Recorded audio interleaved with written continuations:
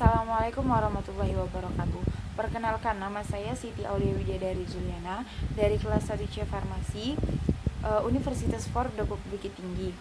Saya akan menjelaskan tugas pertama saya yang diberikan oleh Ibu Tuti Handayani, SSI, MSI, dengan judul Pengertian Ruang Lingkup Biologi Sel.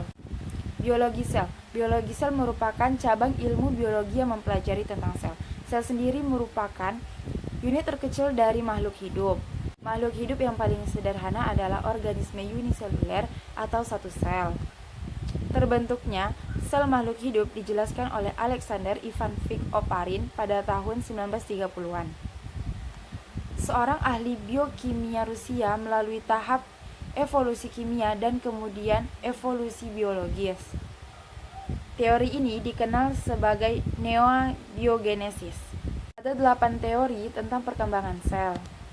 Yang pertama, Robert Hooke 1665. Yang kedua, Hantein 1880. Yang ketiga, Felix Turgidin 1838. Yang keempat, Johannes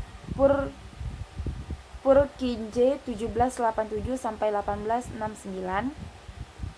Yang kelima, Matthias Schleiden ahli botani dan Theodor Schwann ahli zoologi 1838, Robert Bourne 1831, Matsuzi 1825 sampai 1874, Rudolf Virchow 1858. Berdasarkan ada atau tidak selaput sel atau nuklear envelope. Sel prokarion merupakan sel yang intinya tidak memiliki membran, contohnya bakteri dan alga biru. Sedangkan sel eukarion merupakan sel yang intinya memiliki membran, contohnya makhluk hidup kecuali bakteri dan alga biru. Berdasarkan keadaan kromosom dan fungsinya, sel somatis merupakan sel yang menyusun tubuh dan bersifat diploid. Sel germinal merupakan sel kelamin yang berfungsi untuk reproduksi dan bersifat haploid. Struktur sel memiliki 2 bagian, yaitu hidup dan mati. Bagian hidup atau komponen protoplasma terdiri atas 2 bagian. Yang pertama, nukleus. Di dalamnya terdapat nukleoplasma yang mengandung kromosom, protein, DNA, dan nukleolus. Yang kedua, sitoplasma, mengandung bagian sel bermembran antara lain mitokondria, kloroplas, RE, dan lain-lain. Bagian mati atau inklusio terdiri atas dinding sel dan isi vakuola. Dinding sel hanya terdapat pada sel tumbuhan. Terdapat liang pada dinding sel untuk membenarkan pertukaran bahan di luar dengan bahan di dalam sel. Dinding sel juga berfungsi untuk menyokong tumbuhan yang tidak berkayu.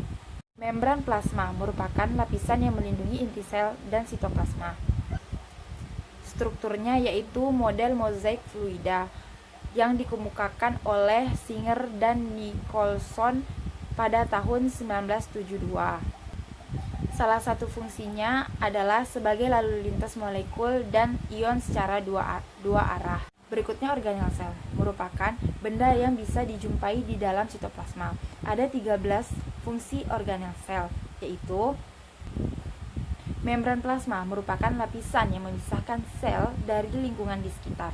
Yang kedua, nukleus merupakan inti sel atau pusat komando sel.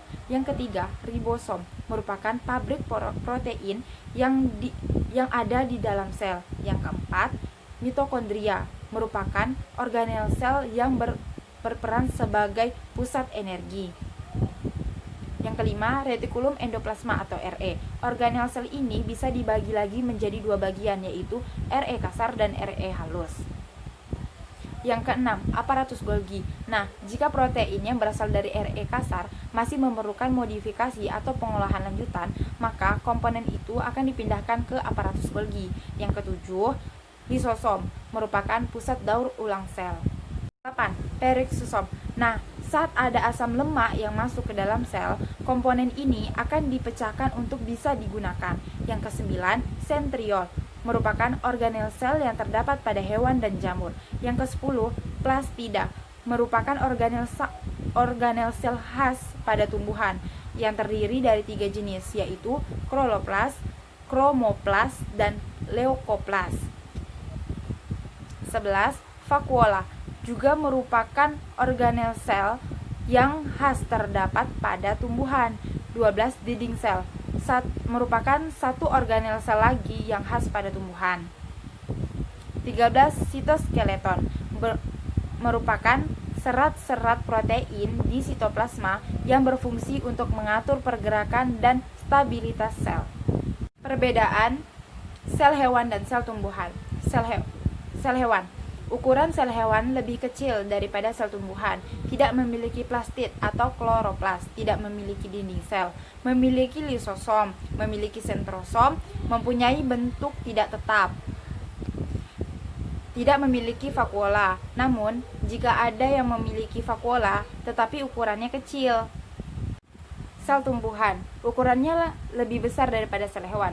Umumnya memiliki plastid atau kloroplas, memiliki dinding sel atau membran sel, tidak memiliki lisosom, tidak memiliki sentrosom, mempunyai bentuk yang tetap, memiliki vakuola, ukurannya besar, dan biasanya berjumlah banyak. Baiklah, hanya itu yang dapat saya sampaikan. Maaf jika banyak kekurangan dan kesalahan, karena kesempurnaan hanya milik Allah Ta'ala, dan kesalahan itu dari diri saya sendiri. Unzur makola wala tanzur mankola. Assalamualaikum warahmatullahi wabarakatuh.